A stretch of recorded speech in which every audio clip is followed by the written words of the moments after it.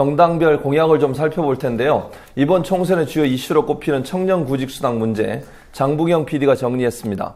함께 보겠습니다.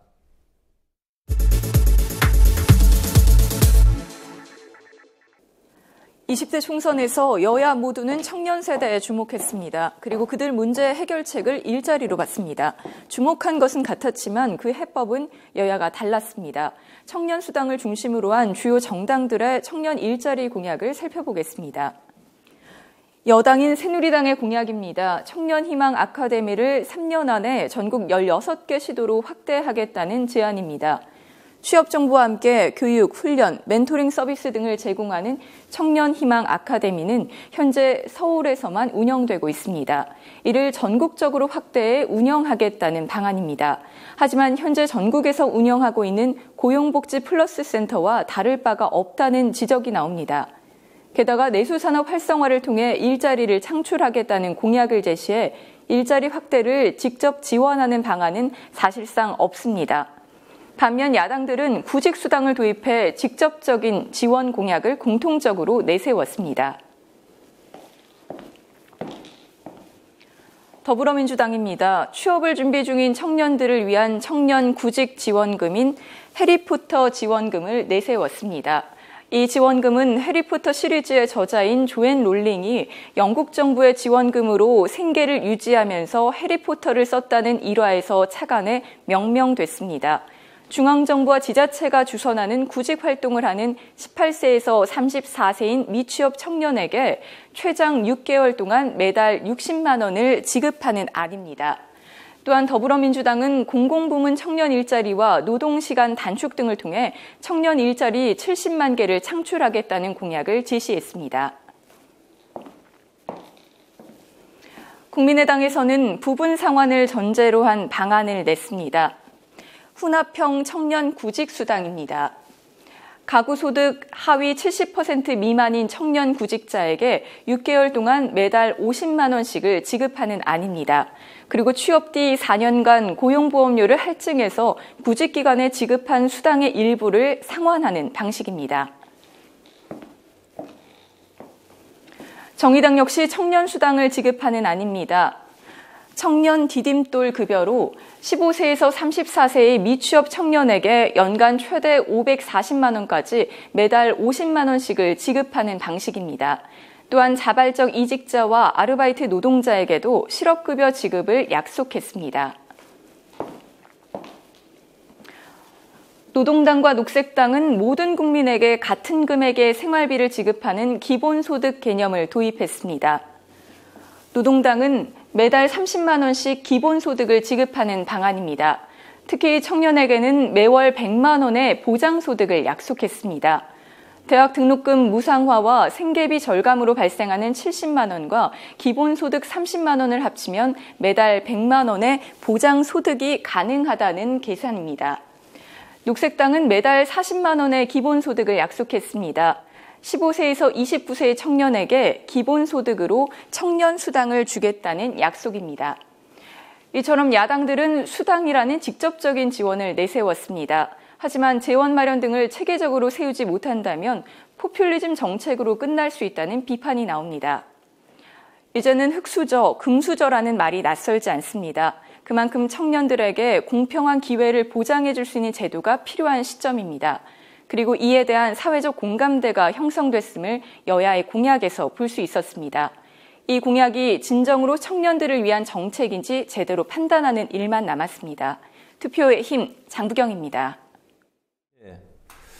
임 위원장님, 청년 일자리 문제가 각당이 신경을 많이 쓰고 있는 것처럼 지금 보이는데 대체적으로 보면 새누리당을 제외하고 야당들은 구직수당을 지급하겠다 이렇게 얘기를 했어요. 그런데 독특하게 국민의당이 후불제로 주겠다 이렇게 얘기를 했거든요. 어떻게 평가하세요? 뭐 세상에 공짜는 없다 뭐 이런 말을 보여주고 있는 것 같은데요. 사실 이제 청년 구직수당 같은 경우는 권리의 보장 측면과 소득 보전이라는 측면으로 약간의 나눠지는 지점이 있습니다. 가령 전자에 초점을 맞추는 경우가 바로 노동당과 녹색당의 기본소득 등과 같은 제도고요. 소득 보전의 구직수당 같은 경우가 이제 새누리당을 제외한 나머지 야당의 대안인데요. 사실상 문제의 초점 같은 경우는 일자리 창출만이 아니라 위기 위기라고 하는 거는 구직에서부터 발생한다라는 것들을 전제로 하고 있습니다. 가령 이런 건데요. 청년들이 보통 구직 활동을 하면 많은 기성세대들을 독서실에서 공부하는 것을 가장 먼저 떠올리십니다. 가령 시험을 본다거나. 근데 이제 광고계에 취직을 하고 싶은 친구가 가장 먼저 하는 일은 광고 동아리를 듣는 것이고 공모전에서 나가기 위해서 광고 영상을 찍는 일입니다. 그리고 광고계의 선배를 만나서 어떻게 하면 취직할 수 있는지에 대한 조언을 듣고요. 그리고 압박 면접이다 뭐다 뭐 스터디 등과 같이 사실 많은 공간과 또 비용이 필요한 부분인데요. 이런 점들을 안정적으로 할 수 있도록 지원해주겠다가 사실상 구직 수당의 핵심이고 저는 4년 전에 비교했을 때는 상당수 진일보한 정책이라는 생각이 듭니다.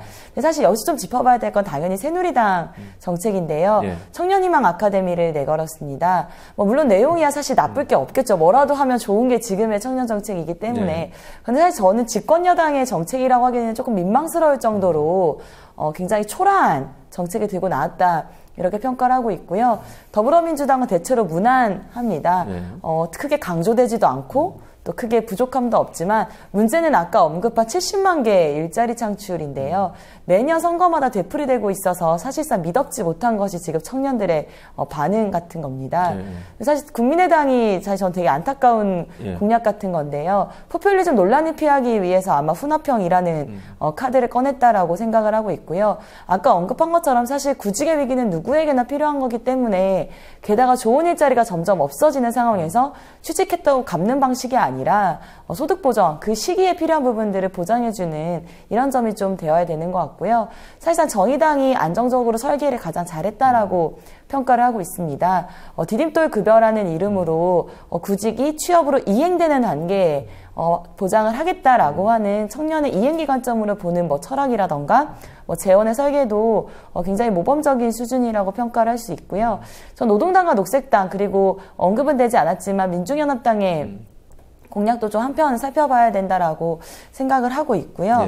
민중연합당 같은 경우에는 좀 말씀을 드리면 어쨌든 흑수저의 직접 정치를 이제 표방하고 나왔습니다. 그래서 근로장려 세제, 저소득 근로자에게 이제 임금, 노동자에게 임금을 보전해주는 것들을 제안을 이제 했습니다. 사실 노동당과 녹색당은 이제 권리의 측면이 강하기 때문에 우리 사회가 청년을 어떤 계층으로 봐야 될지 좀 이런 진지한 토론이 되었으면 좋겠는데요. 여전히 공천파동과 소위 말하는 밥그릇 싸움으로 전혀 주목받지 못하고 있어서 걱정이 되고 있고요. 그래도 이번 총선이 청년 정책의 그런 일자리 몇십만 개에 초점에서 보다 확대되는 방식, 일자리뿐만이 아니라 주거에서의 위기, 부채에서의 위기를 논쟁적으로 시작하는 좀 출발점이 되었으면 좋겠습니다. 그 조금만 덧붙이면요. 오늘 여기는 자세는 안 나왔는데 사실 청년 고용 할당제라고 지금 공공 부문에서만 매년 3%씩 이렇게 정원에 늘리고 있는데 그게 의외로 공기업들이 사람 많이 뽑는다는 느낌이 들 때가 있거든요. 예를 들면 최경환이라든지 이런 사람들이 그 자기 측근들, 인턴들 그 취업 불법 부당의 채용 압력을 행사했다는 의혹과 함께 실제 채용이 됐거든요. 거기 보면 1년에 3, 40명 뽑는 거로 나와요. 그게 다 공공부문 채용 고용 할당제 때문에 그렇거든요. 많이 뽑잖아요. 근데 이것이 이제 민간 대기업으로 지금 3%인데 5%로 더 늘리고 민간 대기업으로도 의무화되면 일자리 많이 생기는 거거든요. 그다음에 공공부 일자리 막 만들고 그리고 노동시간 단축하면 이제 그래서 저희 청년계랑 저희 총선 네트워크 또 총선 청년 네트워크가 지금 주장하는 건 뭐냐면 저렇게 미취업 단계에는 도와줘야 돼요. 열심히 살아보려고 하는데 지금 생활비가 없지 않습니까? 또 취업하는 돈도 들고요. 그러니까 도와주고 대신에 청년고용 할당제 같은 열려진 공간을 통해서 대기업은 대기업, 공기업은 공기업, 또 뭐 중소기업, 중소기업 이렇게 더 많이 갈 수 있도록 하자. 이분이 안 나왔는데 요걸 새누리당이 반대래요. 이건 정확히 우리 청년들이 이제 알아야 돼요. 그다음에 청년십 안타까운 국민들이 청년고용 할당제 확대라든지 공공부 일자리 대폭 만드는 걸 새누리당이 반대 또는 소극적으로 있다. 나머지 야당들은 그런 부분에 대해서 우호적이다. 이건 제가 꼭 말씀드리고 싶었습니다. 정확하게 알아야 되겠네요. 자, 그러면 양 국장님, 그 노후 원전 문제, 수명 연장의 문제가 계속 논란이 되고 있고 박근혜 정부는 새로운 원전을 짓겠다고 지금 추진을 하고 있고 이렇거든요. 정당별로 그러면 새로운 핵 발전소 신설 문제에 대해서 어떤 정책들을 갖고 있어요? 제가 말씀드린 것처럼 새누리당을 제외하고는 대부분 다 원전을 좀 재검토한다거나 국민의당 같은 경우는 아니면 그 축소하는 쪽으로 대부분 방향을 갖고 있죠. 노동당하고 녹색당, 정의당은 확실한 탈핵을 시기까지 명시를 하고 있어요. 2040년 뭐 등등 해서 명시를 하고 있고, 그리고 더불어민주당은 신규 원전은 중단하고, 그리고 그 신규 부지도 취소하고, 그리고 설계 수명이 끝난 거는 지금 월성원전 1호기하고 고리원전 1호기 두 개가 있는데, 고리 1호기는 올 6월 달에 폐쇄 결정이 날 겁니다. 결정을 했고 폐쇄될 겁니다. 근데 월성원전 1호기는 앞으로 한 7년 더 가동될 예정인데, 이런 이제 수명이 다한 원전을 폐쇄하는 것도 얘기를 하고 있어요. 근데 이제 새누리당은 신규 원전도 추진해야 되고, 신규 부지도 계속 가야 되고, 이제 뭐 노후 원전도 가야 된다. 그리고 국민의당 같은 경우는 신규 원전에 대해서는 어쨌든 뭐 국민의 검토를 받아야 된다, 의견을 물어봐야 된다 얘기를 하지만, 노후 원전은 폐쇄를 해야 된다고 또 명확하게 밝히고 있는 그런 상황입니다. 그러면 한 가지 여기서 궁금해지는 건 사실 국민들 입장에서는 그러면 그러면 핵발전소 없어지면 전기 부족하지 않겠냐 이런 우려를 하시는데 대책이 뭐가 있을까요? 전기가 지금도 엄청나게 남아들고 있죠. 그래요? 엄청나게 너무 발전량이 너무 많고, 지금 이제 한전이 작년에 영업이익 11조 3천억 원 이게 지금 굉장히 이슈가 되고 있잖아요. 근데 부채를 들여다보면 부채가 113조인가 그래요. 특히 이명박 정부 때 한 72조가 늘었어요. 5년 사이에 72조의 부채가 늘었어요. 왜냐하면 발전소 짓는 것들. 그러니까 발전소를 지을 때 다 빚 끌어다가 발전소를 지은 거죠. 그래서 뭐 고정 자산이 또 엄청나게 늘었어요. 그게 다 발전소거든요. 근데 얘네들은 시간 지나면은 다 제로가 되는 자산인 거죠. 그래서 지금 전기가 엄청나게 많이 나오고, 지난 겨울에 이제 갑자기 추워져가지고 전기 소비가 급증했잖아요. 근데 그때에도 원전 14개가 남았습니다. 근데 전기 소비는 이렇게 가잖아요. 이렇게 가기 때문에 제일 높을 때도 10몇 개가 남았는데, 올해에 11개가 더 들어와요, 발전소가. 예. 그러면은 제일 많이 쓸 때에도 14개 들어와서 11개면 25개가 남는 거예요. 제일 많이 쓸 때 25개가 남으니까 평균적으로 보면 30개, 어떨 때는 40개, 어떨 때는 원전 50개 정도가 남을 경우도 있는 거죠. 그래서 전기가 너무 많이 남아서 너무 과잉 투자해가지고 오히려 문제가 되는 상황이 돼버린 거죠. 사실은 원전뿐만이 아니라 석탄화력 발전소도 20개를 더 짓기로 지금 되어 있는데, 그런 것들도 지금 사실은 필요 없는 거죠. 네. 왜냐하면 민간 자본에게 전기는 부족하니까, 그러니까 전기를 많이 쓸 거라고 먼저 이렇게 예상을 한 거예요. 그러니까 발전소를 많이 지어야 된다라고 하면서 한전의 발전 자회사들한테도 계획을 주었고, 뿐만 아니라 민간 자본한테도 줘서 가스 발전을 이렇게 많이 짓도록 했는데, 이 사람들이 난리가 난 거예요. 왜냐하면 말씀드린 것처럼 이렇게 제일 많이 쓰는 이때에도 남으니까, 그러니까 가스 발전은 제일 나중에 가동을 하거든요. 그러니까 가스 발전은 돌려보지도 못하는 거예요. 제대로 돌려보지도 못하는 거죠. 그러면 자기들은 지어놨는데 돌려보지 못하니까 어떻게 됩니까? 계속 적자만 발생을 하는 거죠. 그러니까 문제는 그게 잘 안 그래서 지원금을 줘요. 그래서 가동하지 않아서 마이너스가 되면 정부가 그걸로 또 지원금을 줍니다. 그러니까 이런 세금으로. 얘기들이 안 알려졌잖아요. 지금. 그러니까 저희가 이제 질의서를 보낼 때 썼죠. 전기가 지금도 이 정도로 많이 남아돌고 있다. 그런데 앞으로도 올해만 들어올 발전소가 원전 11개 분량이다. 그러니 신규 원전이 필요하겠냐? 라고 질의를 했죠. 그래도 새누리당은 필요하다. 그러면서 주장하는 거는 전기 부족하다는 거 아니에요? 거짓말로. 그 예상이 뭐냐면, 예를 들면 재작년에 작년인가요? 7차 전력 수급 기본 계획이라고 2년마다 하는 발표하는 계획이 있는데, 작년에 발표하면서 작년에 전력 수요 증가율이 4.3%가 될 거다 발표를 했어요. 근데 작년은 금방이잖아요. 작년 말에 몇 퍼센트 증가했냐면 1.3%예요. 3년 연속 1%대로 좀 정체가 된 거죠. 올해는 4.7%로 더 증가할 거다 그랬는데, 역시나 한 1%대. 저는 0%대도 갈 수 있었다고 봐요. 왜냐하면 에너지 다소비 기업들이 지금 다 그 설비 못 돌리고 있는 상황이거든요. 그럼 그걸 모르겠냐고요. 근데 그게 뭐냐면 GDP를 높게 잡으니까 이 GDP를 떠받치는 산업계가 이제 더 많이 가동할 거라고 보고 이렇게 가는 거죠. 그게 다 종속되다 보니까 전기 소비 많이 늘어날 거라고 하면서 그러면서 이제 그 논리를 가지고 주장을 하는군요. 그렇죠. 그러면서 이제 부채만 쌓이는 거죠. 그럼 이제 하나만 더 말씀드리면 부채 쌓이면서 한 1조 5천억 원을 배당을 했어요. 한전이 11조가 했으니까 1조 5천억 배당했을 거 아닙니까? 거기에 이제 외국 자본이 32%. 그러니까 한 4천억 정도는 외국으로 나간 거죠. 그러니까 한 절반 정도는 국가가 가져가고. 그러니까 그런 어처구니 없는 일이군요. 그야말로. 외국 자본 좋은 일만. 그러니까. SK텔레콤도 그렇게 하고 있는데. 그러니까. 그게 우리 국민들로부터 국민 속이고 국민들로부터 뜯어내가지고 참 희한한 짓을 하는 거예요. 자, 이제 주거 문제 얘기해 볼게요. 예, 주거 문제. 시간이 많이 없어서. 그래, 우리 주거 문제 얘기해야 되는데 예. 특히 이제 요즘 전세 가격 천정부지로 오르고 있죠. 그 다음에 가게 얻어서 일하시는 분들 가게세도 계속 오르고 있잖아요. 쫓겨나기도 하고.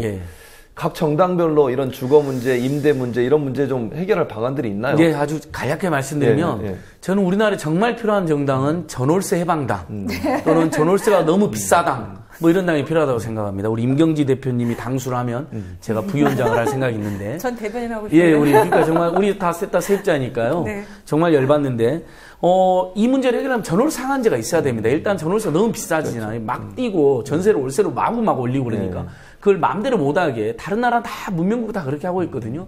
근데 다행히 야당들이 또 다 찬성합니다. 근데 우리 정말 엄정하게 객관적으로 여당이 잘한 거 있으면 칭찬해주고 싶은데 이런 임대주택 확충한다든지 이런 건 여당도 공약을 내놨어요. 근데 그걸 이행을 안 하니까 문제가 나지만 어쨌든 그래도 필요하다는 거 공감해 주는 거잖아요. 임대주택 확충이 필요하다. 근데 그건 이제 공공임대주택 들어가는 분들의 문제이고 못 들어가는 사람들은 지금 사는 민간주택에 살아야 되는데 건물주가 막 몇천만 원씩 갑자기 올려달라고 월세로 갑자기 50만 원, 100만 원 올려달라고 하면 어떻게 월급 100만 원, 200만 원 받는 게 우리 국민들 50%인데 어떻게 삽니까? 그렇죠.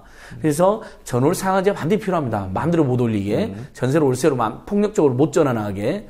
근데 이것을 새누리당이 반대합니다. 나머지 당이 다 찬성하는데.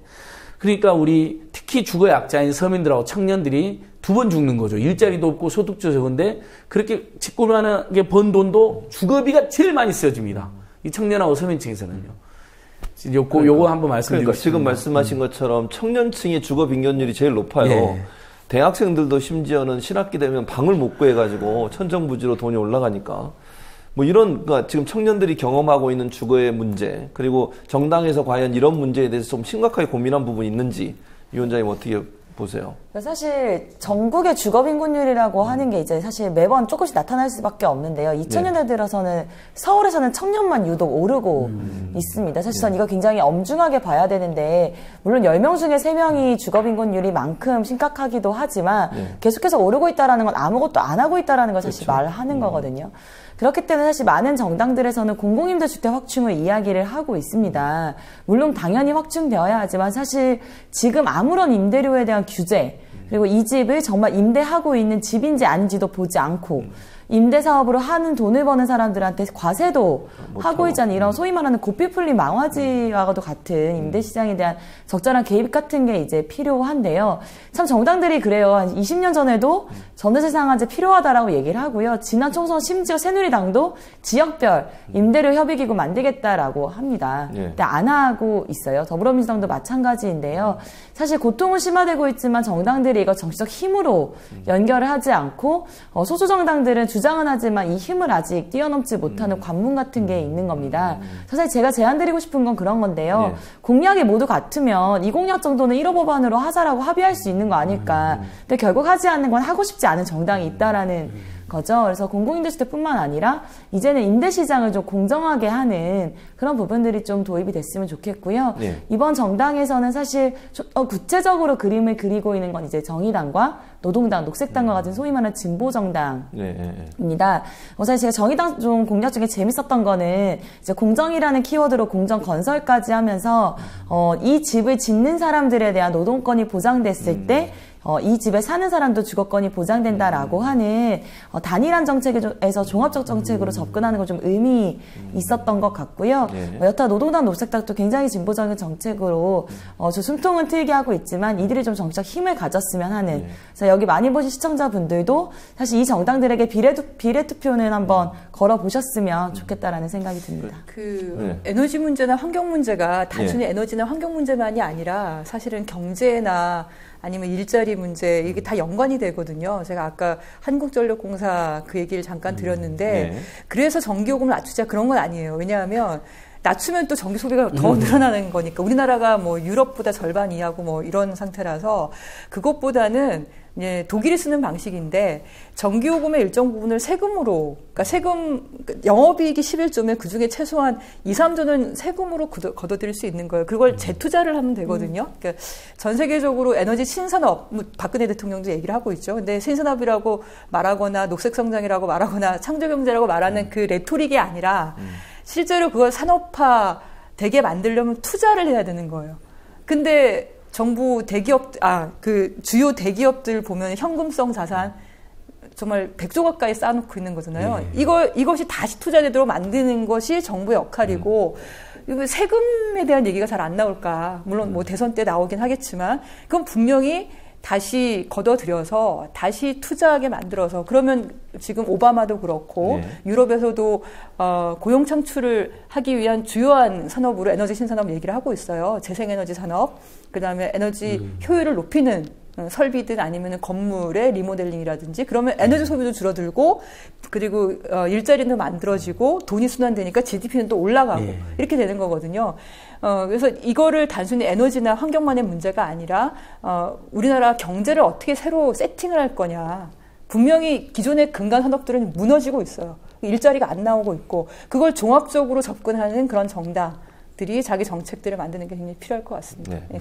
이거 좀 다른 문제인데요. 안 차장님. 박근혜 대통령이 대구, 부산 방문했었죠. 예, 친박 지역만 그렇죠. 방문했죠. 그리고 오늘 국정원을 가셨어요. 예. 또 한 가지는 고용노동부 홍보 영상이 선거법 위반으로 지금 논란이 되고 있고요. 이런, 그러니까 소위 정부, 대통령을 포함한 정부가 노골적이라고 저는 표현하고 싶은데 선거 개입을 하려는 의도가 있지 않나 하는 의심이 강하게 드는데 박근혜 대통령이 개성공단을 모두의 반대도 불구하고 사실상 모두의 반대도 불구하고 전면 폐쇄해서 그때부터 얼어붙은 국면을 만들고 선거가 분위기가 뜨면 뜰수록 집권세력의 심판이라는 선거의 특질이 떠오를 수밖에 없으니까 그걸 숨기기 위해서 계속해서 북한 이슈만 만들고 있다고 보거든요. 계속 지금도 이례적으로 또 갑자기 전 60만이 넘는 국군들한테 편지를 보냈잖아요. 그렇죠. 뭐 사실상 선거 개입했다고 봅니다. 저희는요. 그리고 노동부는 이 봄날이잖아. 따뜻한 봄날인데 크리스마스 선물이다. 노동부의 노동개혁이라든지 인턴 뭐 정책이. 그 새누리당 색깔이 똑같은 빨간 옷을 입고 광고를 찍어요. 그렇죠. 그리고 나머지 사람들이 입고 있는 옷 중에 야당의 색깔 비슷한 옷은 하나도 없어요. 어떻게 그렇게 뭐 여러 명이, 열 몇 명이 광고를 찍는 그렇게 맞췄는지 모르겠어요. 그래서 역시 노동부가 돈을 국민 세금 들여서 정책을 홍보하면서 새누리당이 마치 하는 것처럼 연상 효과를 노렸다고 생각합니다. 그리고 박근혜 대통령 아까 말한 것처럼 대구와 부산 친박 후보들, 우리 양이원영 국장님이 말했던 윤상직 이런 데만 막 돌아다닌 거거든요. 정말 얄밉고 황당한 행태죠. 그래서 그렇죠. 제가 노동부는 이제 선관위 신고했고요. 오늘 국정원 항의 방문 가서 지금 이 순간에도 혹시 댓글 달고 있다면 가만두지 않겠다. 바로 철수해라. 가만히 경고 방문 갔고. 근데 박근혜 대통령이 지금 계속 선거에 노골적으로 개입하고 있는 거거든요. 제가 이렇게 다 기록을 해놨습니다. 얼마나 근질근질 하시겠어요, 선거의 여왕께서. 네, 그러니까 그렇죠. 선거의 여왕이니까 이거 뭔가 자기 뜻대로 지금 안 굴러갔잖아요. 유승민도 막 공천되고 막 그러니까. 그러니까 뭔가 정리를 하겠다 이렇게 생각하시겠죠. 개입할 가능성이 높습니다. 그래서 저희는 그때 되면 바로 선관위 신고하거나 고발한다든 여러 가지 지금 고민을 하고 있습니다. 근데 그게 정종섭 전 행자부 장관의 축배도조차도 뭐 무혐의로 됐는데 지금 정권에서 얼마나 기대할 수 있을까 싶긴 하네요. 여당 승리를 위하여도 무혐의인데 그러고 나서 지금 진박 계열로 공천된 거 아닙니까? 그러니까 고용노동부 참 나쁜 게 저희 낙선운동 할 때 후보자의 이름을 공개하면 안 되는 게 이제 공직선거법상 이제 위배된다 그래서 저희도 하지 않았었는데 근데 그 문구에 뭐가 있냐면 정당 또는 후보자를 유추할 수 있어도 안 된다라고 사실 저희도 빨간색을 이제 썼으면 어떡하나 이런 고민이 있었는데 고용노동부 같은 경우는 너무 사실 자기적이고 나쁜 광고인 것 같습니다. 그러니까 아니 장관이 빨간 스웨터 입고 오고요. 또 거기 나오는 모델 어린이들이 전부 다 갑자기 봄인데 목도리라고 했어요. 근데 빨간색으로 왜 했냐고 그러니까 크리스마스 선물이라는 거예요. 노동계약이나 인턴 정책이 우리 국민들이나 청년들 그렇게 생각하지 않는데 그 말도 안 되는 정책을 돈 주고 국민세금 홍보하는 것도 나쁘지만 거기에다가 새누리당에게 도움을 주려고 하는 의도가 엿보이기 때문에 더 나쁜 것이죠. 그러니까요. 자, 그러면 이게 세 분한테 각 분야별로 여러분 이제 전 분야가 있으시잖아요. 분야별로 각 정당의 정책 또는 입장 먼저 점수를 준다면 몇 점을 줄 수 있고 정당별로요? 예, 좀 정당별로 그리고 그 점수 위에 이런 부분은 좀 더 관심을 갖고 좀 정책을 개발해 봐라. 이런 제안을 한다면 안 처장님부터 말씀. 그래서 아마 점수를 주면 현행 선거법에 점수로 각 당의 정책을 평가하거나 후보들의 걸리나요, 그러면? 평가를 점수 주는 것을 못하게 해놨습니다. 황당한 법이죠. 그러니까 유권자들끼리 일면 저당 100점, 저당 90점 할 수 있잖아요. 그럴 수 있죠. 그리고 근원당에서 그걸 그대로 믿고 따르는 게 아니라 우리 국민들도 종합적으로 정보를 보는 건데 언론이나 시민단체가 그런 걸 못하게 해놨어요. 그래서 저희가 일면 저희 경제민주화나 민생으로 보면 새누리당은 낙제점이라고 봐야 되고요. 그래도 야당들은 이제 중간은 하고 있는데 우리 임경지 원장이 오늘 여러 말씀했는데 야당들이 대체적으로 시민사회단체나 청년단체에 요구하는 정책을 수용하긴 했어요. 근데 그것은 수용으로 그칠 문제가 아니라 집요하게 밀어붙여야 되거든요.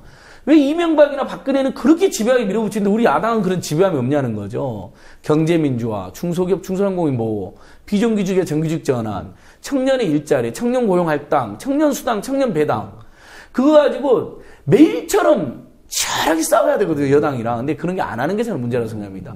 점수는 후하게 줄 수 있지만은 태도가 문제가 있다. 그런 태도로는 국민들로부터 신뢰를 얻기도 어렵고, 이번 총선 대선에서도 큰 점수를 따기 어렵다. 지금이라도 치열하게 야당들이 민주주의와 민생 파괴에 맞서 싸우는 것 열심히 하고, 한편으로는 우리 민생, 청년, 경제민주화 제대로 챙겨야 된다. 이렇게 호소하고 싶습니다. 양 국장님. 저는 정당으로 보면 야당들 다 환경 정책이나 물론 더불어민주당의 설악산 케이블카에 대한 그 이중적 입장에 대해서는 그래서 이제 낙천 인사로 더불어민주당이 일부 들어오긴 했는데 지역당은 찬성하는데 중앙당은 애매한, 반대한다 또는 애매하게 아직 결정 안 했다 이렇게 좀 헷갈리게 만들고 있죠. 심지어 이제 문재인 지역구에 출마하는 배재정 의원 같은 경우에는 얘기를 하죠. 인간이 먼저다. 저희가 그 소명 자료도 낼 수 있습니다 하고 이제 낙천 인사를 선정한 다음에 얘기를 했더니 하시는 얘기가 이제 인간이 자연보다 먼저다 이렇게 답을 내오시긴 했더라고요. 그런 소신 발언을 하시긴 했는데 어쨌든 그 설악산 케이블카와 같은 국토난 개발에 대해서는 더불어민주당과 새누리당이 큰 차이가 있지는 않아요. 물론 4대강에 대해서는 분명히 새누리당이 낙제 점수가 있긴 한데요. 근데 원전에 대해서는 야당이 전반적으로 아까 보신 것처럼 야당이 국회에 들어가게 되면은 희망을 보일 수 있긴 한데, 근데 이제 저는 더불어민주당에 약간 아쉬운 게 뭐냐면 그 환경이든 탈핵이든 그동안 열심히 해왔던 의원들이 공천에 대부분 다 떨어졌어요. 네, 떨어지고, 그러니까 대표적으로 장하나 의원 같은 경우에 물론 지역구 선택이 좀 아쉬웠다 이렇게 볼 수도 있겠지만 그럼에도 불구하고 탈핵이나 환경 쪽에 전략 공천이든 단수 공천이든 이게 없어요. 그리고 비례대표도 없어요. 없어요, 맞아요. 네, 그러니까 그전 19대 때는 그럴 수 있다고 봤는데 그나마 당선된 분들 중에 한 36명 정도가 탈핵 쪽을 지지를 하셨고 그리고 그 다음에 이제 대선 때 분명히 탈핵을 입장을 표명을 했으면.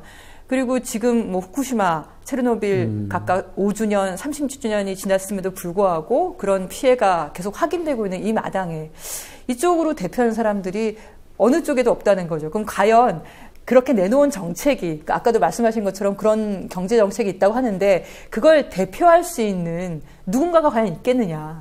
그러니까 녹색당이나 정의당 같은 게 있거든요. 정의당은 김재남 의원이 오랫동안 하셨고 이번에 재선되시면 훨씬 더 열심히 하실 거고 녹색당도 하승수 후보나 이유진 후보나 그런 역할을 하시는 분들인데 더불어민주당은 내용은 있지만 사실상 사람이 없는 거죠.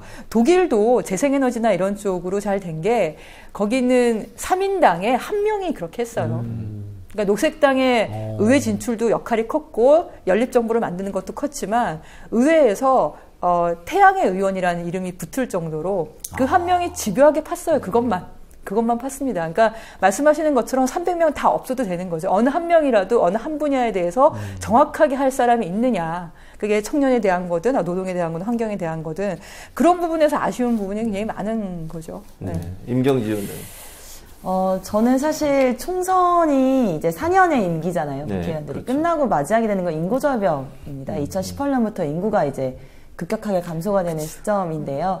전 이거 굉장히 무겁게 받아들여야 되는 시점이고 국회의원들이 이런 사명감, 한 나라를 함께 시민들과 경영한다는 이 마음으로 어떻게 우리 사회를 지속 가능하게 할 거냐 이런 마음들이 있으면 좋겠고요.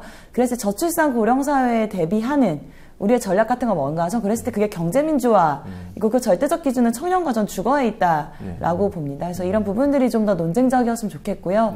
또 하나 우려되는 건 아마 이제 보름 앞으로 다가온 선거 청년들 투표율 올리기 특히 유권자에게 향하는 부탁 같은 것들이 투표를 많이 하자일 텐데요. 선거 끝나고 나면 또 청년 때문에 졌다라거나 또 이런 이야기들이 나올 우려가 높습니다. 근데 사실 투표율 높이기의 몫은 유권자가 아니라 정치가 해야 되는 몫인 것 같습니다. 그래서 그렇죠. 사실 이런 주객이 전도되지 않는 선거 만들기 위해서 우리 시민들이 또 눈에 불을 켜고 같이 지켜봐야 되지 않을까 싶습니다. 왜 그전에는 참여연대에서 투표할 시간을 보장해 달라는 그런 운동을 하셨잖아요. 제가 총선 내에서 지금 앞으로 사실 6시에 투표 끝나면 그날도 일하는 분들 그렇죠. 뭐 날품팔이해서 먹고 살아야 되는 분들 입장이 굉장히 피곤하고 어렵거든요. 그래서 9시가 연장하자 하는데 선관위가 이걸 제대로 안 해주고 있고 사전투표소도 대학까지 설치하면 좋잖아요. 그렇죠. 근데 동의 하나씩만 해야 된다고 거부하고 있거든요. 그러니까 선거관리위원회가 아니라 선거 축소위원회 같다는 느낌을 갖고 있고요. 그러니까 다행히 아주 고액 광고 후원자들 할 시간에 사람 더 저희가 하면 그래도 되지. 이 와중에도 우리 총선 청년 네트워크하고 총선 넷이 총선 넷에 3분 총선이라고 그래서요. 딱 3분이면 그 지역의 후보자 모두 알려주는 거예요. 저기 핵무장에 찬성했는지 반대했는지 탈핵인지 아니 이런 걸 다 알려주는 거거든요. 그래서 3분 총선 희망을 걸고 있습니다. 우리 유권자들이 이번 선거에 재미를 느껴서 우리 청년 세대들도 더 재미를 느껴서 청년한테 여러분 너무 강요하지 마시고요. 좋은 정책, 좋은 정치가 재밌으면 하지 말아도 하잖아요. 그렇죠. 그런 우리 임경정 의원이 호소가 그거였는데 저도 공감하고 그러니까 3분 총선은 아무튼간 적극 시간 추천해봅니다. 연장하는 거는 그게 참 이상한 게 저희는 주민투표 민간에서 했거든요. 영덕 흑발전소 유치 찬반, 기장 해수 담수화 공급 찬반 그거 다 8시까지 했어요. 그러니까요. 민간이 할 때도 8시까지 아니, 했는데 보궐선거도 지금 8시까지인가 하잖아요. 왜 근데 보궐선거도 하면서 더 중요한 선거에서는 6시까지 하는 거죠. 그러니까 사실 그날 휴가가 되는 사람들은 대부분 정규직들이죠. 그렇죠? 그러니까 이 젊은 친구들 비정규직이나 아르바이트 그런 일을 하는 친구들은 사실상 투표권조차도 발휘하지 못하게 막아놓은 게 아닌가. 그러니까 청년들을 욕하는 게 문제가 아니라 시스템을 잘 그렇죠. 만드는 그런 게. 것도 제가 마지막까지 더 노력해보고 있습니다. 오늘 뭐 여러 가지로 나와주셔서 지금 말씀하신 것처럼 해결되지 않은 부분도 많지만 그래도 우리가 오늘 여러 가지 얘기를 나누면서 이러이러한 문제가 있고 이런 의원 후보들이죠. 후보들에 대한 문제점들을 인식하게 되는 좋은 기회였던 것 같습니다. 오늘 나와주셔서 감사합니다. 네, 감사합니다. 수고하셨습니다.